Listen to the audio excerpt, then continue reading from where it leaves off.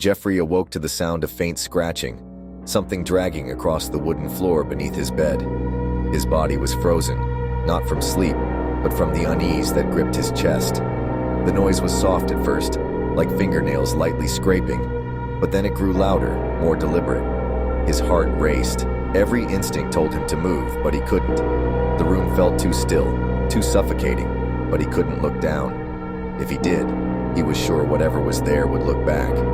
The darkness beyond his blanket seemed to stretch out endlessly, swallowing everything in its path. The noise stopped abruptly. Silence followed, a silence that felt unnatural, thick, like the air itself was holding its breath. Then, his phone buzzed on the nightstand. A notification, a single message. He grabbed it, his hand trembling as he unlocked the screen. The photo that loaded chilled him to his core.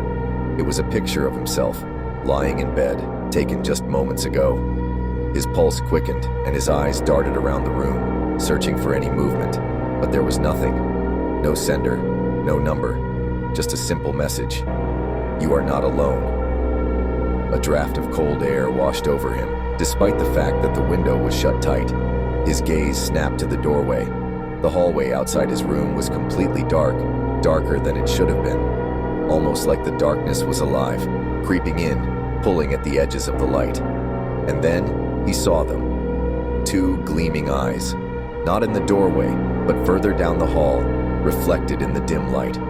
No face, just the eyes. They didn't blink, didn't move. They stared at him with an unfeeling coldness, like they were waiting for something, waiting for him to do something. Jeffrey bolted upright, heart pounding, eyes wide. His breath caught in his throat, and he reached for the door. But the moment his hand touched the handle, something strange happened. The lights above him flickered, a low hum building in the air. He froze. It was then he heard the whisper, "I've been watching." The words weren't spoken aloud, but inside his head, as though the very air around him had a voice. He turned to the corner of the room, his eyes darting to every shadow, but saw nothing. Suddenly, his phone buzzed again. A new message, another photo.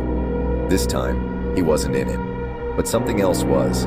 Something standing in the doorway, its form twisted, a silhouette of human shape, but wrong, so wrong. It moved too smoothly, as though it didn't belong to this world. The lights flickered once more. Jeffrey's eyes darted back to the doorway, his pulse hammering in his ears. And just as quickly as the lights flickered, they went out completely. The darkness wrapped around him, suffocating. The last thing he heard before everything went silent was that same voice, closer now, like it was standing just behind him. "I've been inside you all along." Then, all was still. The silence in the room felt so thick it could crush him. The eyes were gone, but the feeling of being watched lingered. It always would.